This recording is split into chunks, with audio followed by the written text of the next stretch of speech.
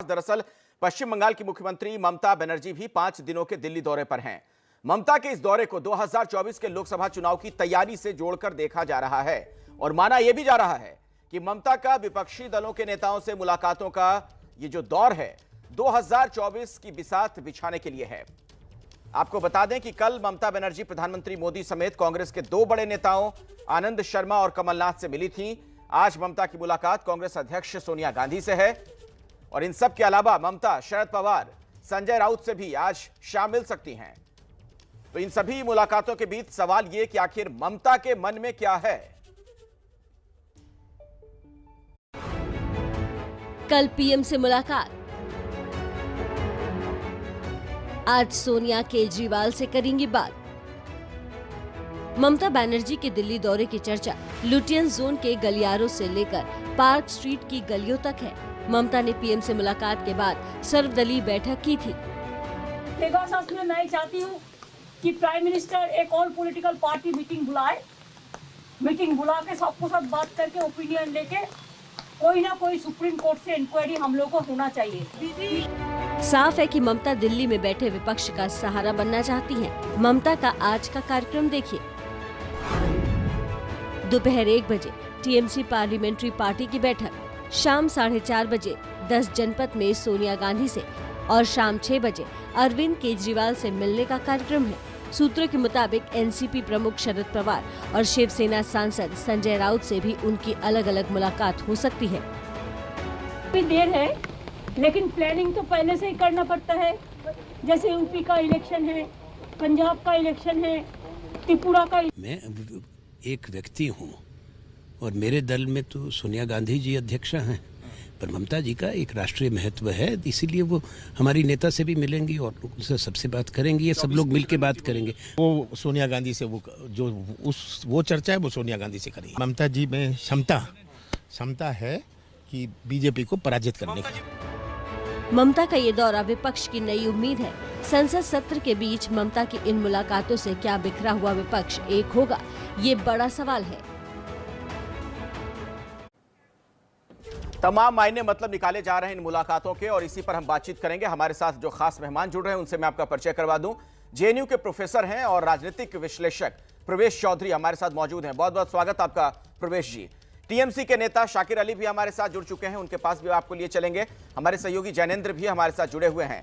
जैनेंद्र, आपके पास ही सबसे पहले आऊंगा, जरा संक्षिप्त में ये बता दीजिए, ममता बनर्जी की आज जो मुलाकात होनी है विभिन्न लोगों से, विपक्ष के नेताओं से, वो क्या कार्यक्रम है?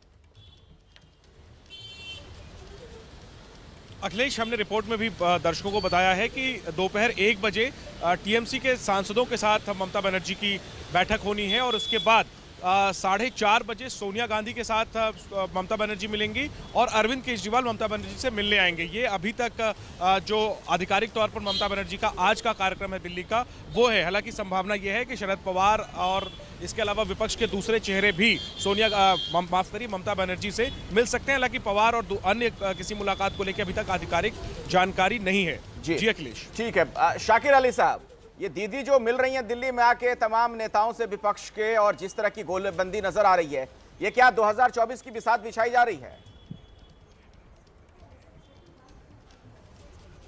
देखिए अखिलेश जी, कल जो है ममता दीदी ने पूरे क्लियर अपने स्पीच उन्होंने अपना प्रेस रिपोर्टरों को दिया कि हमारा जो प्रधानमंत्री से मिलने का वजह आपने सुन ही लिया और जो अभी जो अपोजिशन के तमाम लीडरों से मिलना है। आपको ये भी याद रखना होगा कि ममता बनर्जी जो है वो राजीव गांधी के गवर्नमेंट में, पीवी नरसिम्हा राव के गवर्नमेंट में, अटल बिहारी वाजपेयी के गवर्नमेंट में, मनमोहन सिंह के गवर्नमेंट में बहुत वरिष्ठ नेता है ममता बनर्जी। और बहुत ही कम लोग ऐसे बचे हैं जो इतने सरकारों में रहे हैं। उस 4-5 लोग ऐसे हैं, जैसे शरद पवार हुए और लालू प्रसाद यादव हुए और नीतीश कुमार हुए, है ऐसे कुछ लोग हैं। और कमलनाथ जी जो है वो भी वरिष्ठ नेता है, तो जो कल दीदी से मिले हैं। देखिए, बात दरअसल ऐसा है कि भारत जो है अभी बहुत ही गंभीर समस्याओं से घिरा हुआ है। जैसे आप देखिए कि जो कोरोना टीका पर जो दीदी कल मांग की है, और जो ये पेगासस का जो मामला चल रहा है, पेगासस का इंक्वायरी होना चाहिए, ये एक मामला है। जो अच्छा प्रस्ताव ममता बनर्जी ने दी है कि ऑल पार्टी मीटिंग बुलाया जाए और ऑल पार्टी मीटिंग के लोगों का राय लिया जाए कि पेगासस पर किस तरह की इंक्वायरी होनी चाहिए। और देखिए इससे जो है और भी जो है सबसे बड़ा भयंकर जो परिस्थिति से जो हम लोग देश गुजर रहा है, जो जीडीपी, आप देखिए पड़ोसी राज्य नेपाल, भूटान, बांग्लादेश, पाकिस्तान, वहां के जो जीडीपी है उससे कम, उससे नीचे स्तर पर हम लोग के भारत की जीडीपी गिर गई है। तो देखिए बहुत सारे बातों पर बात होगी, ऐसी बात नहीं है, बात होगी, मुलाकात होगी, इसके तमाम आज अगर हम लोग मान ले तो ऐसा नहीं है। अच्छा, आपको नहीं लगता है कि 2024 की ये तैयारी है, नहीं मानते आप? नहीं, ये 2024 हमारा, देखिए ये 2024 का, ये अभी दीदी ने क्या कहा, कल तो दीदी ने ये कहा कि 2024 अभी ये है, अभी सामने 5 राज्यों का चुनाव है, 5 राज्यों के चुनाव पर ये खास मुद्दा और खास इंपॉर्टेंस रहेगा। नहीं, 5 राज्यों में चुनाव है, लेकिन उन 5 राज्यों में आप थोड़ी ना है। अब तो अगर ममता बनर्जी इस तरीके की घेराबंदी कर रही हैं तो यही माना जाएगा ना कि प्रधानमंत्री मोदी के सामने खुद को अपने चेहरे के तौर पर वो रख रही हैं कि आने वाले दिनों में अगर मोदी के सामने कोई नजर आए तो ममता बनर्जी हो।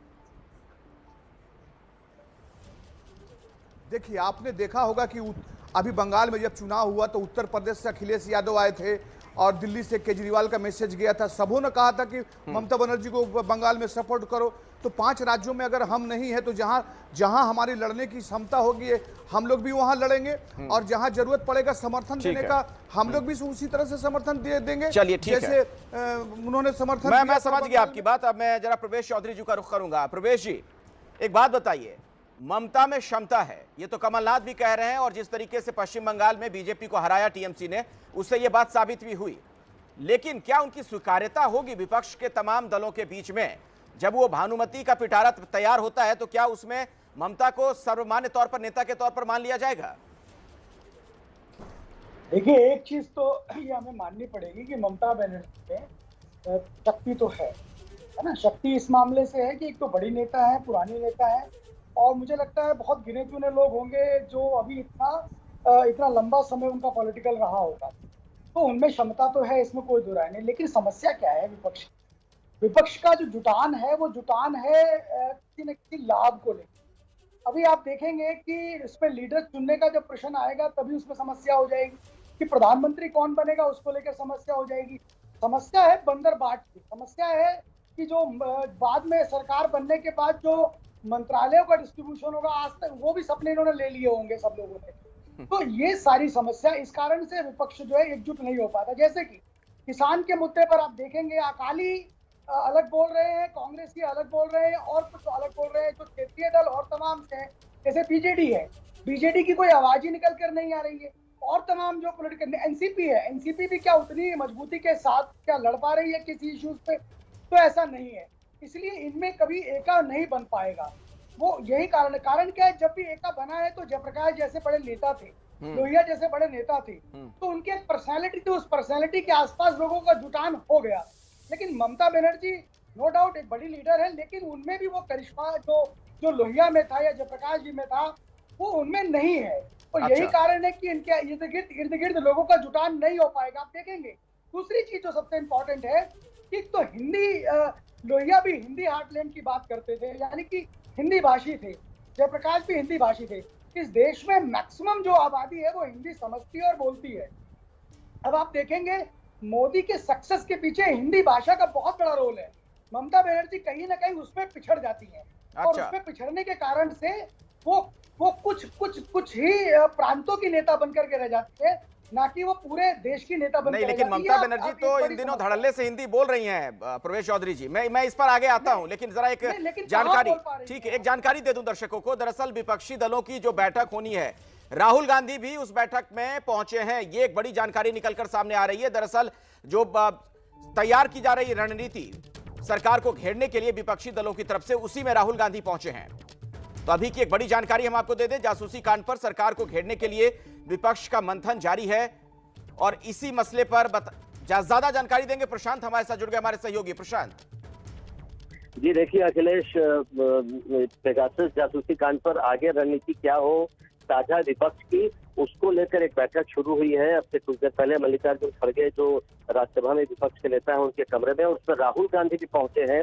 उसमें राहुल गांधी जो कांग्रेस के नेता हैं, कांग्रेस के अलावा एनसीपी, आम आदमी पार्टी, आरजेडी, लेफ्ट पार्टियां, एनसीपी, इस तरह की तमाम पार्टियां पहुंची है। और उसमें आज ये फैसला लिया गया है कि बाकी नेता अलग अलग अपना तो एडजर्नमेंट मोशन का नोटिस देंगे ही, लेकिन विपक्ष की ओर से एक साझा कार्य स्थगन का नोटिस दिया जाएगा, जिसमें सभी विपक्ष के नेताओं के हस्ताक्षर होंगे। उनके एक तरह से हम कह सकते हैं साझा नोटिस दिया जाएगा। लेकिन अखिलेश, मैं यहाँ ये भी क्लियर कर दूं कि इस बैठक में तृणमूल कांग्रेस का कोई भी नेता नहीं पहुंचा है। तृणमूल कांग्रेस इस बैठक में नहीं पहुंची है। ताज्जुब की बात है क्योंकि ममता बनर्जी दिल्ली में है, आज सोनिया गांधी से मिलने वाली है। और ये देखिए, बड़ी महत्वपूर्ण बात आपने प्रशांत बताई है और मुझे लगता है इसी से जुड़ा हम सवाल ले लेते हैं। टीएमसी के नेता हमारे साथ हैं शाकिर अली। शाकिर अली जी, एक तरफ तो विपक्ष को एकजुट करने की बात आप लोग कर रहे हैं, ममता बनर्जी तमाम नेताओं से मिल रही हैं, और ये जो विपक्षी दलों की बैठक हुई है जिसमें सरकार को घेरने की रणनीति तैयार की जा रही है सदन के अंदर, वहां आप लोग पहुंचे ही नहीं, टीएमसी के लोग नहीं पहुंचे। ना, हमको लगता है कि 2-4 मिनट इंतजार कर लेना चाहिए। 2-4 मिनट इंतजार कर लेना चाहिए, ऐसा कोई बात नहीं है अखिलेश भाई, 2-4 मिनट इंतजार कर लीजिए। लेकिन देखिए, पेगासिस, मैं जो बोल रहा हूँ, पेगासिस का जो ये इतनी घिनौनी हरकत है जिससे नेशनल सिक्योरिटी भी इफेक्टेड हो रही है और किसी का पर्सनल मैटर भी इफेक्टेड हो रही है। देखिए, ये जो है पेगासिस, अगर आज पार्लियामेंट में भारतीय जनता पार्टी की संख्या से भरी हुई सरकार है, अगर ये संख्या अगर मैजिक फिगर में होता तो मैं आपको बता देता हूं कि ये सरकार गिर जाती है पेगासस कांड के कारण, और ये सरकार को इस्तीफा देना चाहिए, होम मिनिस्टर को रिजाइन देना चाहिए। ये बहुत बड़ी, क्योंकि देखिए इसमें ऐसे लोगों का क्यों नहीं पहुंचे शाकिर अली जी? जो है इसी को लेकर तो विपक्षी नेता मिलजुल रहे हैं, जिसमें राहुल गांधी भी पहुंचे हैं। ये देखिए, तस्वीरें भी सामने आनी शुरू हो गई हैं। अगर आप देख पा रहे होंगे इस वक्त एबीपी न्यूज पर, आप देखिए यहाँ पर तमाम जो विपक्ष के दल हैं उनके नेता नजर आएंगे आपको, लेकिन टीएमसी के लोग नहीं पहुंच रहे हैं। तो ये तो दो तरह की बात आप लोग कर रहे हैं। नहीं, मैं तो कह ही रहा था ना अखिलेश, नहीं, हमारे पास जो खबर है, बोलिए। हाँ, नहीं, 2-4 मिनट वेट कर लीजिए ना, हमारे पास जो इन्फॉर्मेशन है 2-4 मिनट। अच्छा, मतलब टीएमसी के नेता पहुंचेंगे? कर लीजिए, हमारे पास जो इन्फॉर्मेशन है 2-4 मिनट। अच्छा, आपके पास ये जानकारी है, 2-4 मिनट में पहुंचेंगे। प्रवेश जी कुछ कहना चाह रहे थे, इसी पर कोई टिप्पणी करना चाह रहे थे? प्रवेश, मैं यही कह रहा हूँ, आप देखिएगा, ये सब एकजुट नहीं हो पाएंगे। इसमें कारण है ना, इनमें कारण है बहुत सारी। कांग्रेस से ही निकल के तो टीएमसी बनी है। कांग्रेस के अंदर तमाम सारे द्वंद्व है। दूसरी चीज, कांग्रेस अपनी लीडरशिप काहे के लिए दे देगी?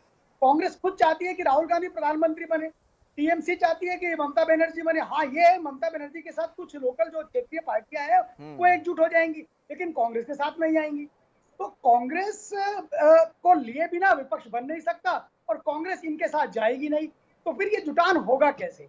तो ये बड़ा ही मतलब कि एक नामुमकिन सा विषय है अखिलेश जी। आप देखिएगा, समय के साथ साथ इनमें बहुत सारे क्लैशेस होना शुरू हो जाएंगे, और उसके बाद ये देखिए कि आपकी 2014 में भी बड़ी कोशिश करी थी, 2019 में भी बड़ी कोशिश करी थी, लेकिन ये नहीं हो पाएगा। अब समय नहीं है प्रवेश चौधरी जी, बिल्कुल हाँ या ना में जवाब दीजिएगा, हाँ या ना में जवाब दीजिएगा। सर, प्रवेश चौधरी साहब, समय नहीं है। क्या आपको लगता है कि टीएमसी की नेता ममता बनर्जी विपक्षी दलों के लिए एक एक्सिस का काम करेंगी, धुरी का काम करेंगी या नहीं? विपक्षी दलों के लिए ऐसा नहीं हो पाएगा। चलिए, क्या है कि वो द्विभाषीय नहीं है। अच्छा, शुक्रिया आपका हमारे साथ जुड़ने के लिए प्रवेश चौधरी, और शाकिर अली साहब आपका भी बहुत बहुत धन्यवाद इस चर्चा में शिरकत करने के लिए।